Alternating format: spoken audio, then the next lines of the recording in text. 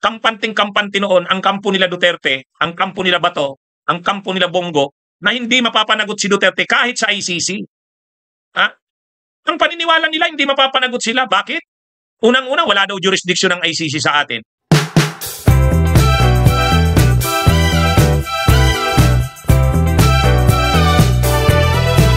Lalong lumaki ang posibilidad, mababawasan ang senador sa mga susunod na buwan. Bakit? Ngayon lang, mga kabunyog, ka-announce lang ngayon. A-announce lang ng ICI. Yan, November 13, 2025. Ngayon po yan. News update. ICI to recommend charges against 3 more senators for flood control project scam, says Chairman Justice Andres Reyes Jr. So 3 more senators. Actually, na-discuss ko na ito nung isang araw kasi nung talakayan namin ni Secretary Ronald Llamas, former Secretary Ronald Llamas sa Dos Amigos, nabanggit niya yan. Sabi niya, attorney, mayroon pang 3.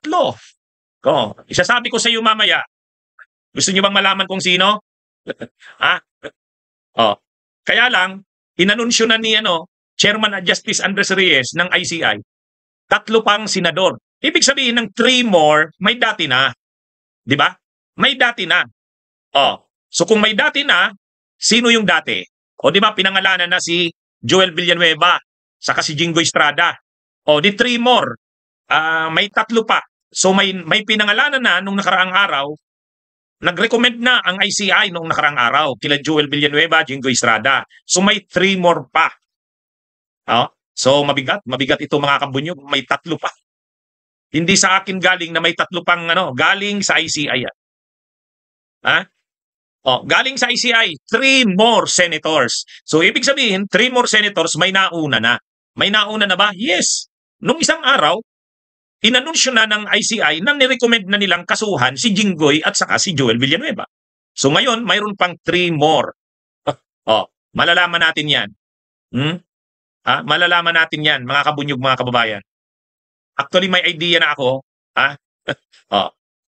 Kinumpirma din yan ni dating secretary, ang aking kapartner sa Dos Amigos, si Ronald Llamas. Ito yung sabi ni Ronald Llamas. Mga kabunyog. Sabi ni Ronald Llamas sa programa ni kay Ami Pamintuan ba ito? Yung sa Philippine Star? Yan Baka lumiit yung Senado in the next few months. Yan.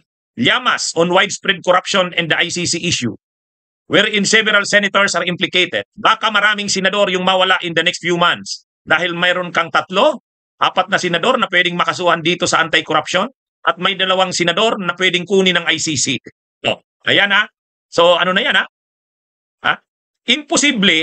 Imposible na sa 6 or 5 senador na ire-recommendang kasuhan kasi ang gagawin ng ICI magre-recommend na kasuhan. Pero ang magsasampa ng kaso, ombudsman. Ibig sabihin, halimbawa magrekomenda ang ICI ng 5 senador na kakasuhan. Kasi may 2 nang nauna, si Jinggoy at si Joel Villanueva. May 3 more daw na kakasuhan. So kung may 3 more na kakasuhan, 5 yan. Kasama na dyan si Chis Escudero sigurado. Sino pa kaya? Ngayon, kung 5 yan, imposible na sa 5 na yan, walang matutuluyan dyan. Sigurado, pwedeng lahat ng 5 na yan matuluyan o kaya 4 or kaya 3. Imposible na sa 5 nirekomenda ng ICI, walang tutuluyan ang ombudsman. At kapag kinasuhan niya ng ombudsman, ang mga amount na pinag-uusapan dito ay non-bailable. Hindi naman ito 1 million, 5 million, billion, or mga 100 million, 200 million ang pinag-uusapan dito. Non-bailable ito. Kahit pa ang kaso dito malversation, ang malversation kasi, may malversation din na non-bailable, yung amount. Huwag nating isipin na plunder lang. Yung plunder, sigurado non-bailable. Yung malversation, depende sa amount. Ay sa pinag-uusapan ditong amount, mga non-bailable na ito. Kaya ilang senador yan na makukulong. Dagdag pa natin si Bato. Ngayon pa lang, nagtatago na si Bato. Bagamat sinasabi ng kanyang abogado, sinasabi ng kanyang abogado na, anong sabi ng abogado ni Bato? Hindi naman nagtatago si Bato, sabi niya. Sabi ni Atty. Torion. Hindi naman siya nagtatago. Hindi lang siya hindi lang siya available. Anong masasabi niyo diyan mga kabunyog, mga kababayan? Ang sabi ni Atty. Torion, Hindi naman nagtatago daw si Bato de la Rosa. Hindi lang siya available. Ha? Hindi lang daw available si Bato. So hindi naman ibig sabihin na hindi available, nagtatago. O ngayon, ha? Si Bato, kahit pasabihin niya, bigyan daw ng due process si Bato. Okay, bigyan ng due process. Yung asawa ni Bato, sila Amy Marcos, si Cayetano, nananawagan due process daw kay Bato. Kahit pa kasi dumaan sa due process, yung extradition, mapapatagal lang, pero mauuwi pa rin yan sa pag-surrender kay Bato, pagdala kay Bato sa ICC. Dalawang options, surrender or extradition. Ang surrender, mabilis, hindi na dadaan sa korte. Ang extradition, dadaan sa korte. Pero kahit dumaan sa korte, dahil may warrant of arrest ang ICC, papunta pa rin yan sa ICC.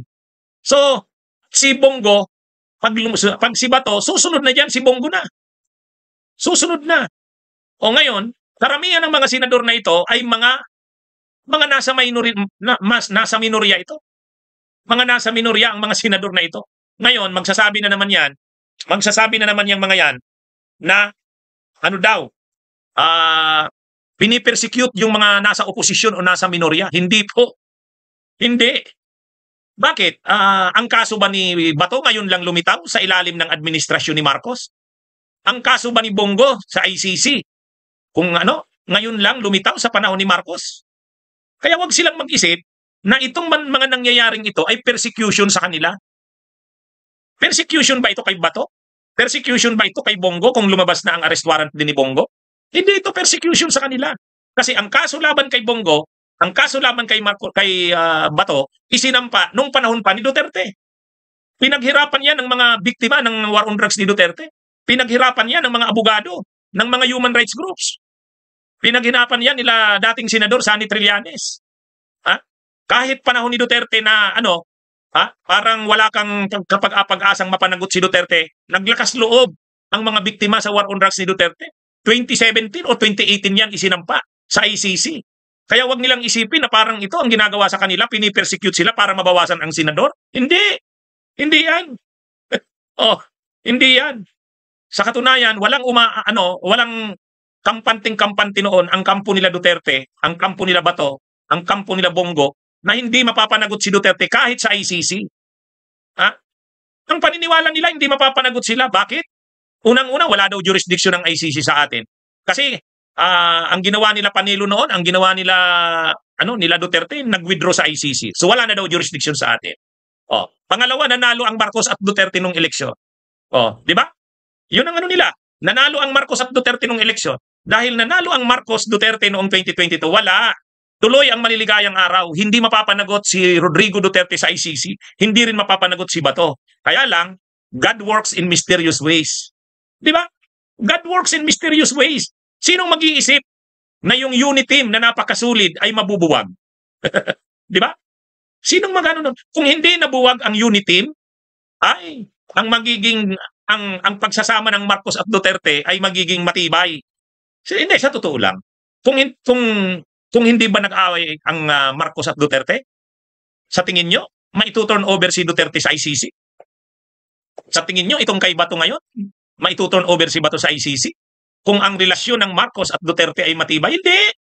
Kaya sa totoo lang, nung una, kung makapagsalita sila Digong at saka sila Bato, walang pananagutan. Una, sa Pilipinas, no way na mapapanagot sila. Yan ang paniniwala nila. Wala. Sa ICC, wala rin. Bakit hindi sila mapapanagot sa ICC?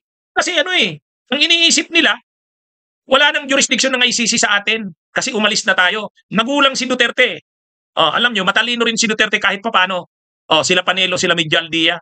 Mag-withdraw na tayo sa ICC para hindi tayo walang jurisdiction. Para pag natapos ang administrasyon mo, hindi tayo pwedeng pakialaman ng ICC kasi wala nang jurisdiction. Kailan nag-withdraw ang Pilipinas? 2018. May 1 year para mag-take effect. Kailan nag-take effect? 2019. 2019. So imagine niyo yan. Ngayon, pinagmamalaki nila Duterte. Wala. Hindi tayo pwedeng pakialaman ng ICC kasi nag-withdraw na tayo. Pati ang Korte Suprema, pumanig kay Duterte. Alam niyo kung paano pumanig ang Korte Suprema kay Duterte? Ay di ba, BFA Secretary noon si Cayetano, kapagtanggol ng drug war ni Duterte. Tapos si Pangilinan noon, si Senador Kiko, senador. Ang ginawa ng Senado noon, ang ginawa ni Duterte, nag-withdraw sa ICC. Hindi nagpaalam sa Senado. Hindi nagpaalam sa Senado. Ganun katindi si Duterte noon. Ganun kadiktador. Ha? Ganun kadiktador. Nung sumali tayo sa ICC, pumirma tayo sa Rome Statute panahon ni Pinoy. Panahon ni Pinoy, nung nag-member tayo sa ICC, nagkaroon ng concurrence ang Senado. 2/3 ng boto yan, ha?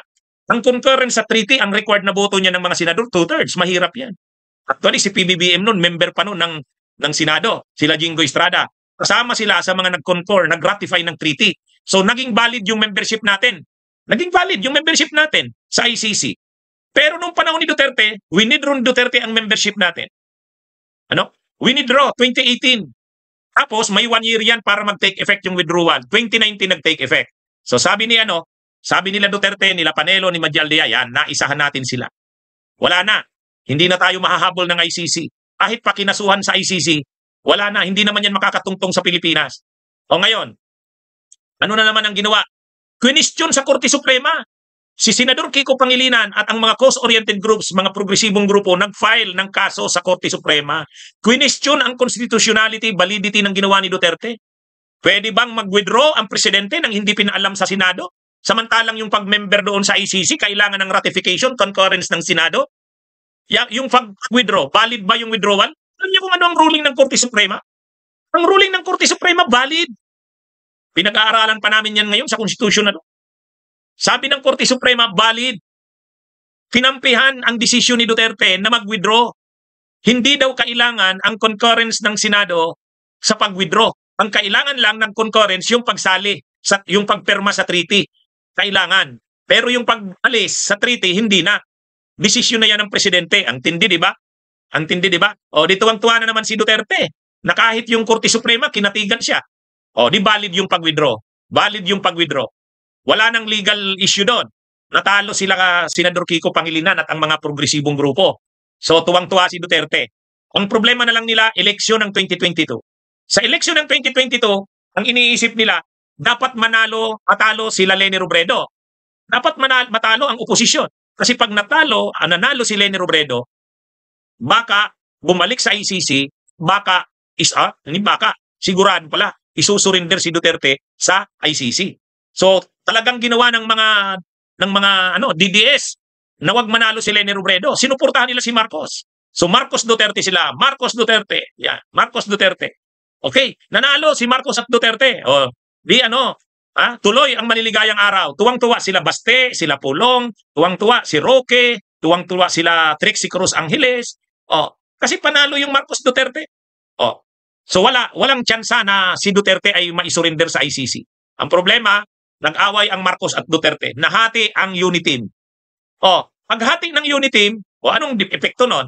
Lalo pang naging may rin itong mga Duterte, sila Sara, sila Pulong, lagi pang naging palaban sa Marcos. Pwede siyempre, nung una si PBBM, medyo medyo mabait pa kay Sara, mabait pa sa Duterte. Pinipilit ni PBBM i-preserve yung pag-iibigan nila, yung pagkakaibigan. Pinipreserve pa sana ni Marcos na wag naman masira ang pagkakaibigan nila ni Sara. Ay, ang problema, garapal na rin sila Sara eh. Garapal na rin sila Digong. O, di anong nangyari? Ayan na. Lumabas na yung arrest warrant. O, di surrender na kay si Duterte. God works in mysterious ways.